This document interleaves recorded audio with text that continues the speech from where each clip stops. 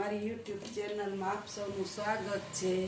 જય બાબા સ્વામી, જય ગુરુદેવ। હું હર્ષાબેન કટોકિયા। આજે આપણે બનાવવાના છે ડાંભાની ભાજી। ડાંભાની ભાજી છે ને આ વેચાતી ન મળે, પણ આપણે બે રોપડા વાવ્યા હોય ને તો ઘર પૂરતી હાલે।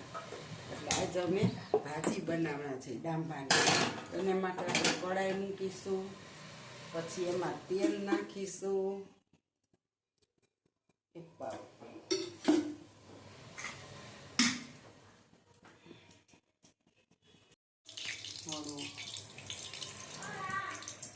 કારણ કે આ ભાજીમાં લસણ હોય ને તો જ ભાવે, નકર ન ભાવે। તો લસણ લાલ થાય ને એટલે આપણે ભાજી વઘારીશું।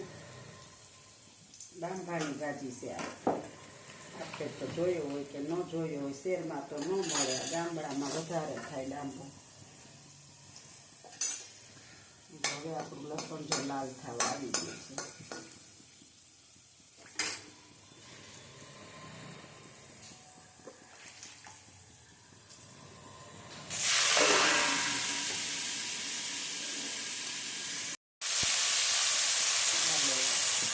ડાંભાની ભાજી વઘારી છે, જોઈ શકો છો, બહુ મીઠી થાય, રોટલા રોટલી બધા હવે ભાવે।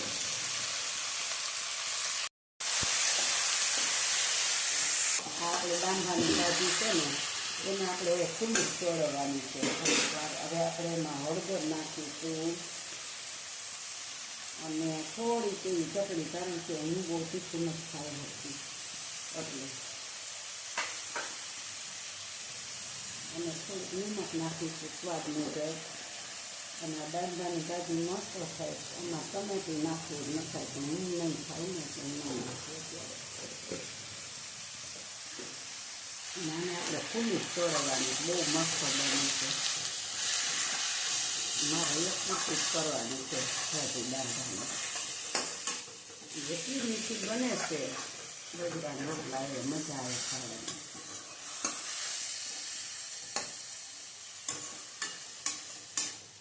આના પાંદડા બહુ મોટા હોય, રસોડી જેવડા, અત્યારે મેં જરીક બટકા કર્યા, ઘણા બટકા ન કરે, આખી આખી જ નાખી દે, બહુ મસ્ત બને।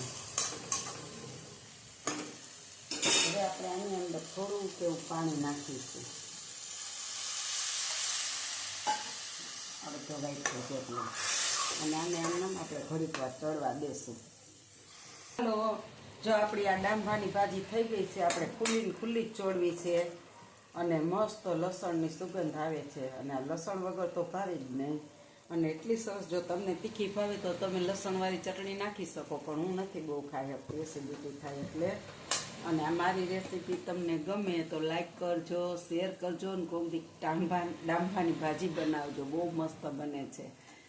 અને સારી લાગે તો મને કોમેન્ટમાં લખજો કેવી લાગે, કોઈ દી ખાધી હોય કોઈ ડાંભાની ભાજી તો। આવજો, બાય બાય, જય બાબા સ્વામી, જય ગુરુદેવ।